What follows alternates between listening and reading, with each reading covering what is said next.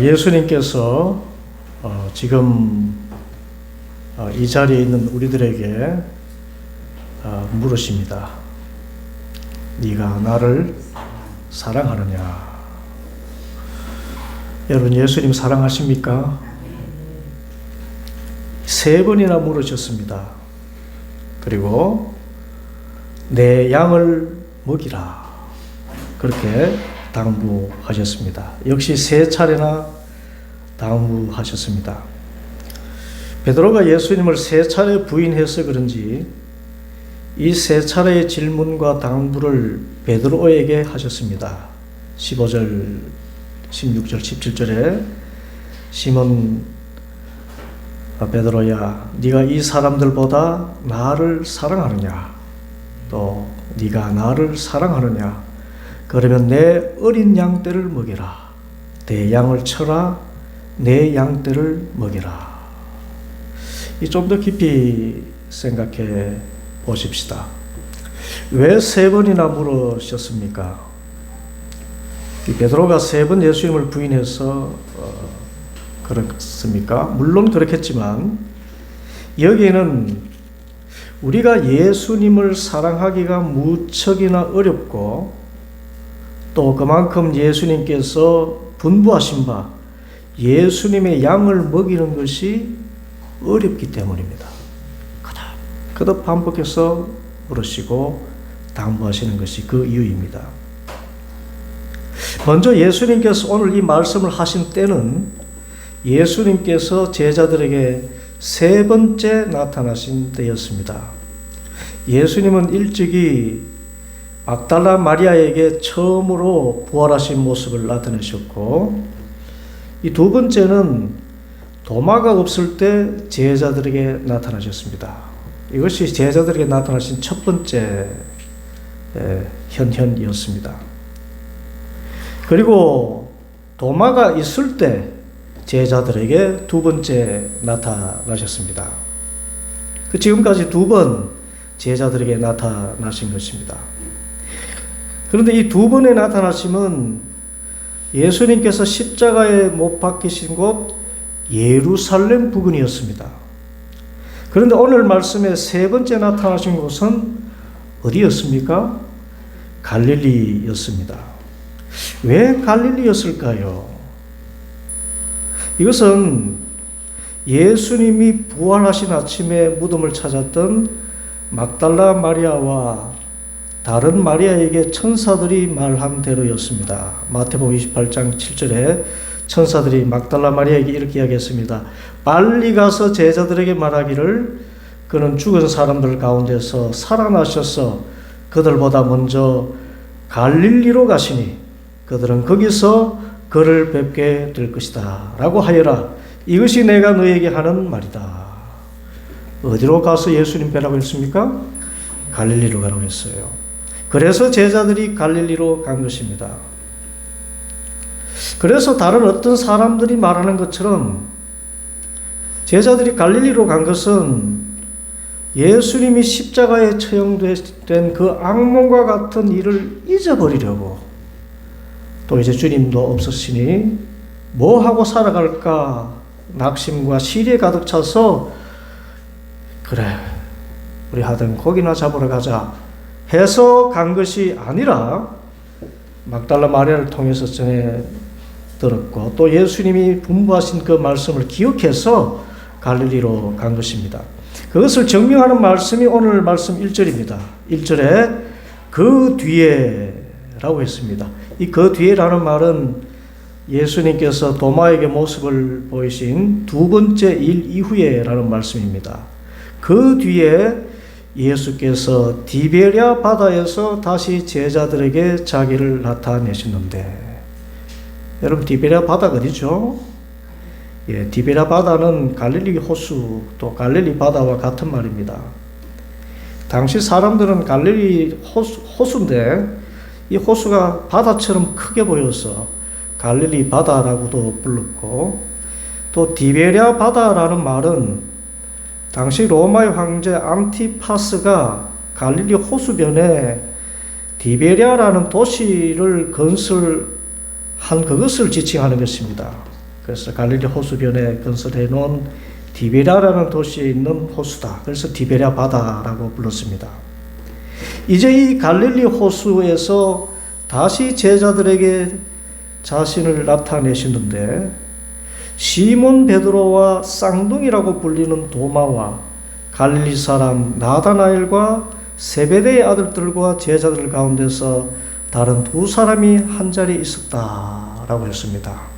제자들 누가 있었죠? 베드로, 도마, 세베대의 아들 야고보, 또 요한이 있죠. 그리고 나다나엘이라고 했습니다. 여러분, 나다나엘이 누굽니까? 제자들 가운데 바돌로메라는 제자, 그와 같은 사람입니다. 다른 이름의 같은 이름입니다. 바돌로메. 그런데 특이한 것은 이 나다나엘을 어디 사람이라고 했나요? 가나 사람이라고 했습니다. 가나는 예수님께서 물로 포도주를 만드신 산지에 있는 곳입니다. 그리고 갈릴리 호수와 떨어진 시골 마을입니다. 그래서 나다나엘은 어부 출신이 아니라 산지에서 다른 어떤 일을 하던 사람이었던 것입니다.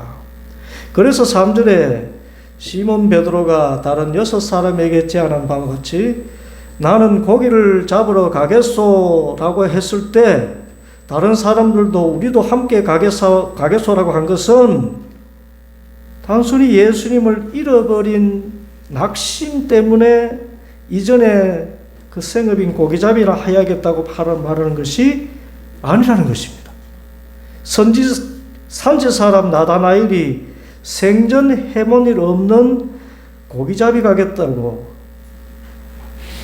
그리고 그것이 갈릴리 호수로 간 것은 예수님이 두 번째 나타나신 후에 막달라 마리아가 전해준 말을 기억하고 언제 갈릴리로 갈까 생각하다가 먼저 베드로가 제안한 것이었습니다. 전에 말하기를 주님께서 갈릴리에서 다시 만나자고 하셨으니 이제 우리 거기로 갑시다. 가서 우리 고기잡이 하고 있읍시다.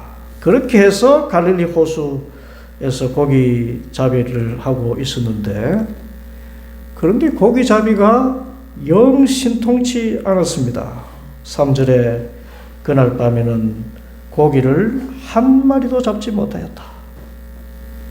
그런 가운데 4절에 이미 동틀 무렵이 되었다. 여러분, 밤새도록 한 마리의 고기도 잡지 못한 상황입니다. 그래서 말씀을 보면은 동틀 무렵이 되도록 고기를 잡고 있었다는 것입니다. 아무리 잠시 고기잡이를 한다 해도 밤새 한 마리도 잡지 못했다면 육신적으로 많이 지치고 정신적으로도 많이 피곤했을 것입니다. 주님은 언제 오시는가? 언제까지 이 소득 없는 일을 계속해야 되는가? 그런 그때 주님께서 나타나셨습니다. 여러분, 이것입니다. 하나님은 벼랑 끝에 서 계신다는 말씀이 있습니다. 내가 할 만큼 다 했음에도 내 힘으로는 아무것도 이룰 수 없다는 낭패감 끝에 이 일을 해결하실 분은 하나님밖에 없다 생각할 바로 그 절박한 시점에, 그 한계 상황에서 하나님이 나타나신다는 것입니다. 그런데 과연 예수님께서 밤새 지친 그들에게 나타나셨습니다. 그런데 4절 보시면 제자들은 그가 예수인 줄 믿지 알지 못하였다. 이상하지요? 불과 얼마 전에 예루살렘에서 예수님 뵀지 않습니까? 그런데 시간이 얼마 지났다고 예수님이 나타나셨지만 예수님인 줄 알지 못하였다 그랬습니다. 막달라 마리아에게 나타나실 때도 그랬죠. 왜 그렇습니까? 예수님은 우리가 생각하는 육신의 몸이 아니라 부활하신 신령한 몸을 입으셨기 때문에 육신의 눈으로 볼 때는 감히 그가 누구신지 짐작하지 못할 영광의 빛이 예수님을 감싸고 있었음을 반증합니다. 여하튼 제자들이 밤새 지치고 막막한 그때 예수님께서 말씀하십니다. 얘들아, 무엇을 좀 잡았느냐? 못 잡았습니다. 그러자 예수님께서 그들에게 말씀하십니다. 그물을 배 오른쪽에 던져라. 그리하면 잡힐 것이다. 그러자 제자들이 그물을 던졌습니다. 누구인지 알 수 없는 사람입니다. 낯선 사람입니다. 누군지도 모르는데 고기잡이의 전문가라 할 수 있는 그 제자들이 그 누군지도 모르는 그 사람의 말에 순종합니다. 여러분, 이 무엇이 떠오릅니까?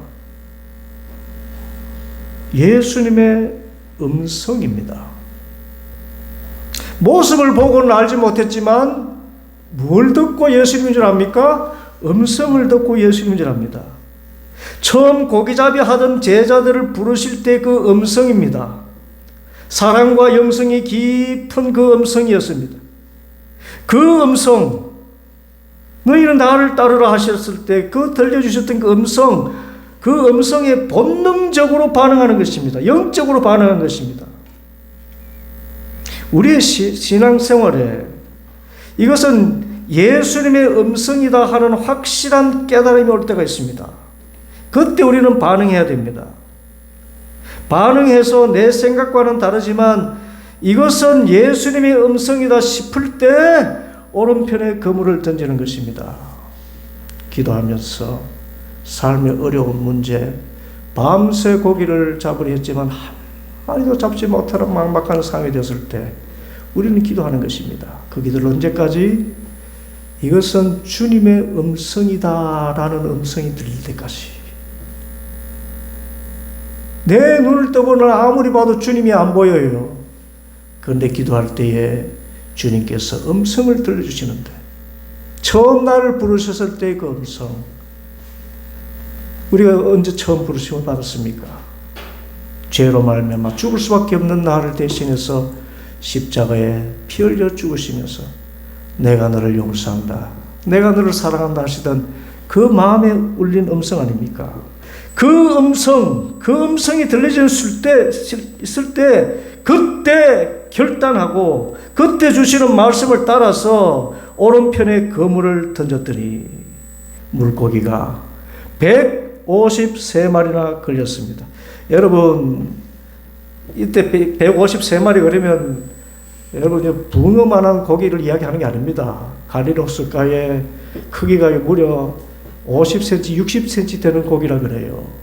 실제로 지금도 갈릴리 호수에서 고기를 잡으면 그 고기가 50cm, 60cm 되는 고기라 그럽니다. 그래서 153마리 별로 안 걸린 것 같은데 그물이 찢어질 만큼의 수확이었다. 성경이 이야기합니다.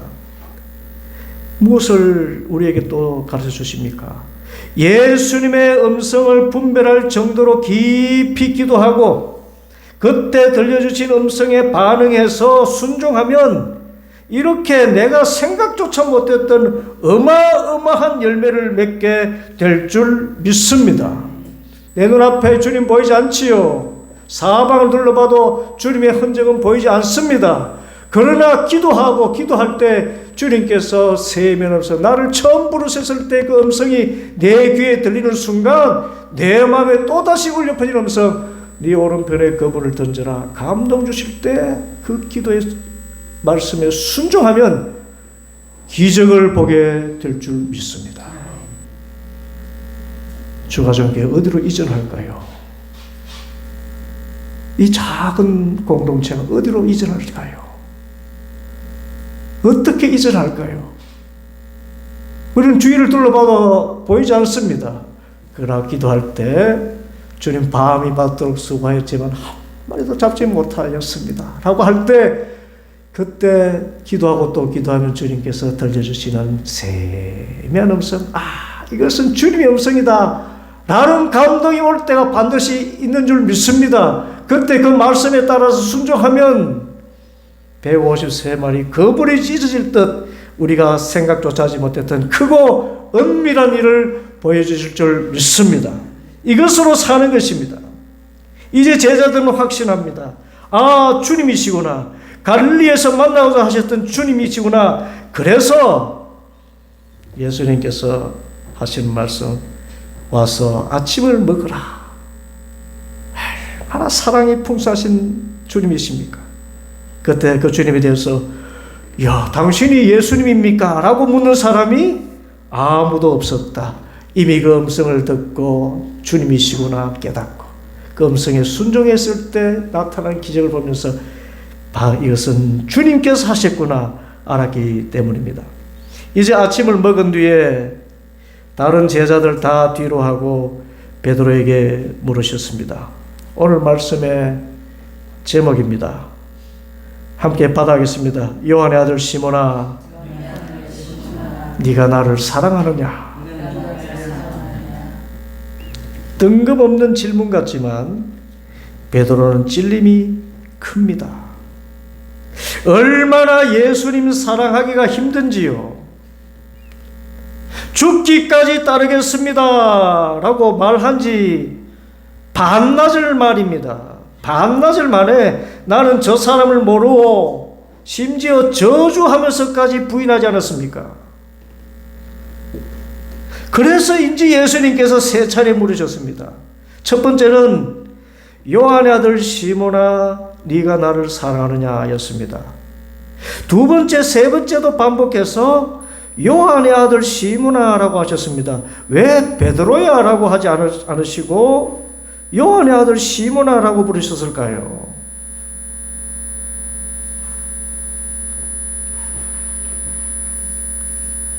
이 베드로는 반석이라는 뜻이지요. 반대로 시몬은 갈대라는 뜻입니다. 쉽게 변한다는 뜻이 시몬입니다. 흔들리지 않는다는 뜻이 베드로입니다. 한마디로 요한의 아들 시몬이라는 말은 요한이라는 베드로가 속한 가문의 후손인 시몬이라는 뜻인데 그것은 육신적으로 어떤 가문에 속해 있든지 그 존재 자체가 시몬과 같이 갈대와 같이 연약한 너 시몬아, 결코 신뢰할 수 없고 변덕이 심한 연약한 인간 자체로서 예수님을 믿는다고 하는 이 사람아 라고 하는 뜻입니다. 곧 예수님을 믿되 인간적인 의리로 예수님을 믿고 인간적인 정으로 예수님을 사랑하기에 언제든지 인간적인 시련이 오면 변하고 흔들리기 쉽고 자랑거리라고는 육신의 조상 요한에 대한 것밖에 없는 이 연약한 사람아, 그런 뜻에서 물으신 것입니다. 요한의 아들 시몬아, 이 흔들리는 갈대야, 네가 지금 의지하고 있었던 것이 요한밖에 더 있니? 그러시고 묻는 말씀, 네가 나를 사랑하느냐? 이 물음은 요한의 아들 시몬으로서는 결코 예수님을 사랑할 수 없다는 말을 내포하고 있습니다. 또한 요한의 아들 시몬으로서가 아니라 진정으로 예수님을 사랑할 수 있는 다른 인격체로서의 베드로를 요구하시는 예수님의 호소와 같습니다. 요한의 아들 시몬아, 나를 세 차례나 부인한 연약한 사람아, 그렇지만 네가 나를 사랑하느냐? 아니, 나를 사랑할 수 있는 사람으로 거듭나야만이 내 제자가 될 수 있다. 지금은 스스로 띠를 띠고 네가 가고 싶은 곳을 다니는 육신의 사람이지만 진정으로 나를 사랑하는 사람으로 거듭난 후에는 네 팔을 벌리고 십자가에 매달려 죽기까지 나를 부인하지 않고 끝까지 사랑하는 참 제자가 될 수 있는데 그런 제자로서 살아가고 싶으냐 물으신 것입니다. 여러분, 참으로 예수님을 사랑하는 제자로 살기를 원하십니까? 진짜 예수님을 사랑하는 사람,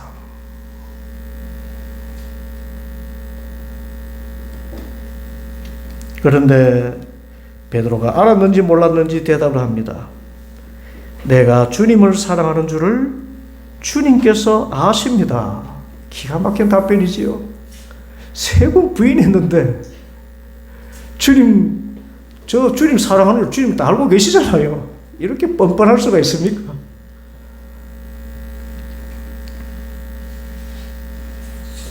이런 의미에서 볼 때 오늘 이 대답을 하는 중에도 시몬 베드로는 예수님을 진정으로 사랑하지 못하고 있었다는 것을 뜻합니다. 다른 말로는 이전에는 3차례 부인했지만 제가 다시 주님을 사랑할 신의와 믿음을 다시 한번 가지겠습니다. 그런 인간적인 다짐을 한 말로 기억이 됩니다. 그러나 실제로 예수님을 위해서 십자가에 못 박혀 죽기까지 주님을 따르게 된 베드로는 예수님을 진정으로 사랑하게 된 바 성령의 기름 부음을 받은 그 오순절의 사건으로만 예수님을 사랑할 수 있게 되고 예수님의 참 제자가 된 줄 믿습니다. 그래서 단순 인간적인 의리로는 예수님을 사랑할 수가 없어요.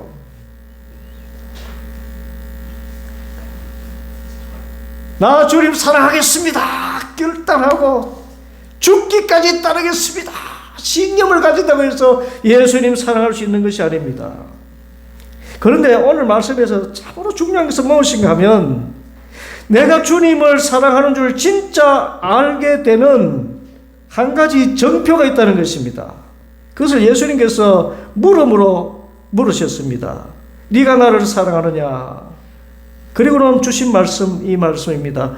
받아가겠습니다. 내 어린 양떼를 먹여라. 내 양떼를 쳐라. 내 양떼를 먹여라. 누구의 양요? 이영화의 양입니까? 허미경의 양입니까? 예수님의 양을 먹이라 그랬어요.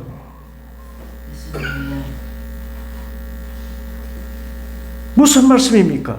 우리가 예수님을 사랑한다면 시몬 베드로의 양이 아니라 예수님의 양을 먹이라는 것입니다. 우리 그리스도인들이 진짜 예수님을 사랑한다면 내가 사랑하는 어떤 사람을 사랑하는 것이 아니라 예수님의 양, 예수님이 참으로 사랑하시는 그 어린 양, 그 예수님의 또 양떼를 먹일 수 있어야 진정으로 예수님을 사랑하는 제자라는 것이고, 그렇게 예수님의 양을 치고 예수님의 양을 먹일 수 있어야 예수님의 제자로서 이 세상에 예수님의 뜻을 펼치는 참 사명자로 살아갈 수가 있고 예수님의 참된 제자로 인정받는다는 것입니다. 그러므로 우리의 과제는 갈대와 같이 흔들리고 약한 요한의 아들 시몬, 단순한 신념이나 의지력 가지고 예수 믿는 것이 아니라 예수님께서 당부하신 바 예수님의 양을 치는 견실하고 반석 같은 말 그대로의 베드로와 같은 제자의 삶을 살아야 되겠다는 것입니다. 그러면 여러분, 예수님의 양이 누굽니까?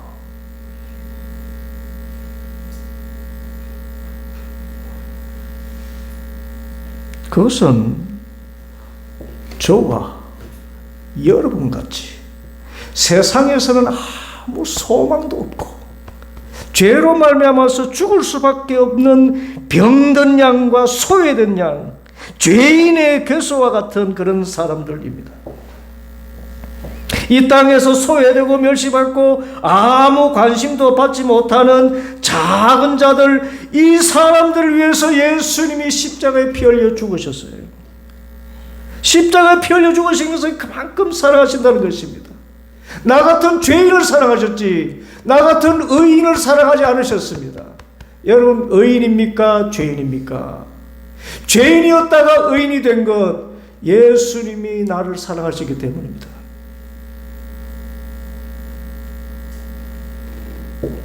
그래서 우리가 예수님을 사랑하는지, 그리고 어떻게 하면 예수님을 사랑하는 참 제자로서 살아가느냐는 이 땅에 소외되고 멸시받고 아무 관심도 받지 못하는 작은 자들에 대해서 내가 어떤 마음을 가지고 있느냐, 그리고 그들을 실제로 사랑하고 보살피고 아끼는 그 예수님의 사랑을 나타내느냐 나타내지 못하느냐에 달려있다는 것입니다. 예수님의 말씀 그대로 마가복음 2장 17절, 건강한 사람에게는 의사가 필요하지 않으나 병든 사람에게는 필요하다. 나는 의인을 부르러 온 것이 아니라 죄인을 부르러 왔다. 누가복음 15장 7절 이런 양 한 마리를 찾도록 찾으신 주님의 말씀 내가 너에게 말한다. 이와 같이 하늘에서는 회개할 필요가 없는 의인 99보다 회개하는 죄인 한 사람을 두고 더 기뻐할 것이다. 주님은요, 우리 주가정교회를 저 명성교회보다 더 사랑하시는 줄 믿습니다. 왜일까요? 예수님의 양이기 때문에. 진짜 예수님의 양이기 때문에. 작은 자들이기 때문에. 그리고 이 작은 자들을 섬기는 사람들을 주님께서는 예수님의 참 제자로 하시고 마침내 저 베드로와 같이 자기가 원치 않는 곳으로까지 가서 정말 사람으로서는 결코 원치 않는 십자가에 두 팔을 벌리고 십자가에 못 박여 죽기까지 주님을 사랑하는 증거를 나타내며 마침내 저 하늘의 별과 같이 빛나는 상을 받는 순교자의 영광에 이르기까지 정말 굳건한 반석 같은 제자로서의 상급을 얻게 하신다는 것입니다. 결론은 사랑입니다. 단순한 부모 자식과의 사랑, 친구 간의 사랑이 아니라 작은 자, 소외된 자, 연약한 자, 이들을 위해서 십자가에 피 흘려 죽으신 예수님의 그 사랑, 이 사랑입니다. 이것을 제자들 가운데 수제자인 베드로에게 부탁하셨고 이 사랑이 예수님의 제자됨의 표식이고 이 사랑을 실천함이 부활하신 예수님께서 분부하신 지상대명을 실천하는 가장 고귀한 일이라는 것입니다. 네가 나를 사랑하느냐? 그러면 내 양을 먹이라. 예수님의 이 분부를 따라서 요한의 아들 시몬으로서가 아니라 참 베드로 반석과 같은 제자로서 이 사회에 가장 약하고 소외되고 어려운 이웃, 여러분 멀리서 찾을 것 없습니다. 우리 주가정교회만 잘 섬겨도 이건 주님께서 얼마나 귀하게 여기시는지, 얼마나 귀하게 여기시는지. 네가 나를 사랑하면 내 어린 양을 먹여라. 이 어린 양이 점점 양떼가 될 것이고 그 양떼까지도 먹이고 보살피고 긍휼을 베푸는 삶을 살 때 정말 주님께서 저 마지막 베드로와 같이 순교자의 상급까지 받게 하시는 그 큰 복으로 우리에게 주실 줄 믿습니다. 진짜 예수님을 사랑하는 제자의 모습을 나타내고 또한 예수님께서 분부하신 제자의 도를 은혜로서 감당함으로 선지자의 상급, 순교자의 상급까지 받는 우리 복 있는 성도들 되기를 간절히 소원합니다. 기도하겠습니다.